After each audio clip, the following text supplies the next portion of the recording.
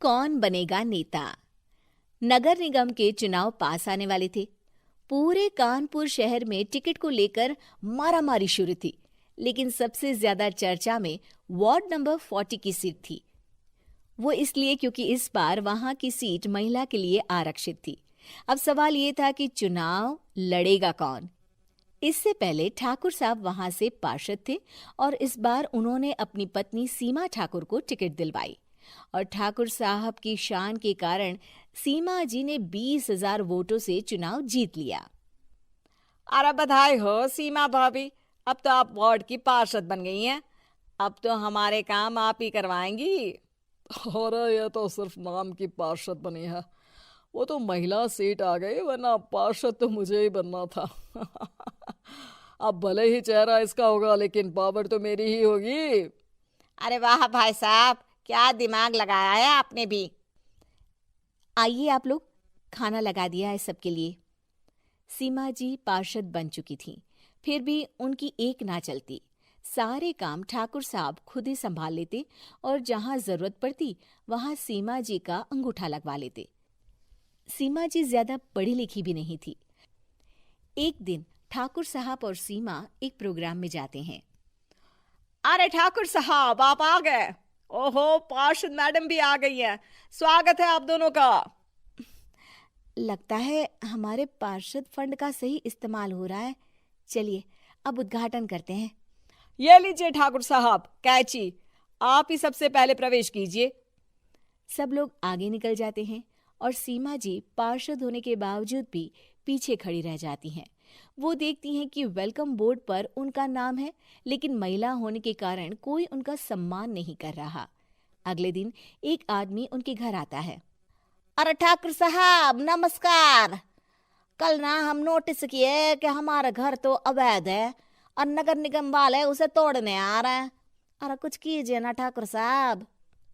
देखो भाई, मैं तो ज्यादा कुछ कर नहीं सकता, पर अगर तुम सबकी जेब गर्म कर दो तो कुछ हो सकता है। कुल मिलाकर 4 लाख लगेंगे।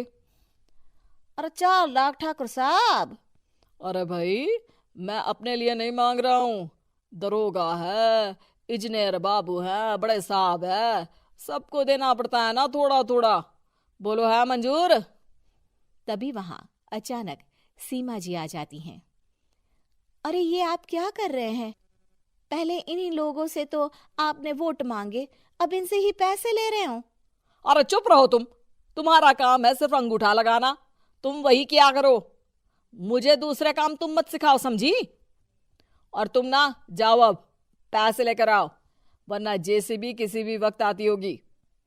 सब कुछ ऐसे ही चलते रहता है। एक दिन सीमा जी और ठाकुर साहब को एक लोकल मीटिंग में बुलाया जाता है। वहां पर कई और अधिकारी लोग भी मौजूद रहते हैं।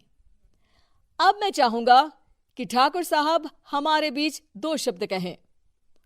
मेरे प्यारे भाइयों और बहनों, आज मेरा सौभाग्य है कि मैं आप सबकी सेवा दिन रात कर पा रहा हूं। आपने मेरी पत्नी को भारी मतों से जिताया है, इसलिए मैं आप सभी का शुक्रगुजार हूं। मैं आप सबसे वादा करता हूं कि हमेशा की तरह हमारे वार्ड में किसी को कोई तकलीफ नहीं आने दूंगा। सभी लोग तालियां बजाने लगते हैं। अब मैं माननीय पार्षद मैडम को स्टेज पे बुलाना चाहूंगा। अपने नाम को बुलाया सुनकर सीमा जी एकदम चौंक जाती है। उन्हें बिल्कुल उम्मीद नहीं थी कि इतनी बड़ी जगह उन्हें मंच पर बुलाया जाएगा। जैसे तैसे वो मंच पर चढ़ती हैं। ऊपर जाते ही सीमा जी को सारी पुरानी बातें याद आ जाती हैं कि किस तरह उनके पति उन्हें कभी भी आगे बढ़ने नहीं देते और उनके नाम से गलत काम करते हैं। वो बोलने लगती हैं। मैं आपके वार्ड की पार्षद सीमा हूं। आप में से बहुत कम लोग ही मुझे जानते होंगे, क्योंकि इससे पहले मुझे कभी ऐसा मौका ही नहीं मिला। सारे मौके मेरे पार्षद पति यानी आपके ठाकुर साहब ही लेते रहे, लेकिन आज ये मौका मुझे मिला है तो मैं इसे ऐसे ही नहीं जाने दूंगी। मैं आपको ये बताना चाहती हूँ कि आपके ठाकुर साहब मेरे नाम की आड़ में गैर कानूनी काम करते हैं, जिस पर अंगूठों के निशान मेरे होते थे। इसीलिए मैं अपनी गलती मानती हूँ और आज अपने पद से इस्तीफा देती हूँ, ताकि आगे से कोई गलत काम ना हो पाए। अब फैसला आप सबके हाथ में है कि आप हमें क्या सजा देना चाहते हैं।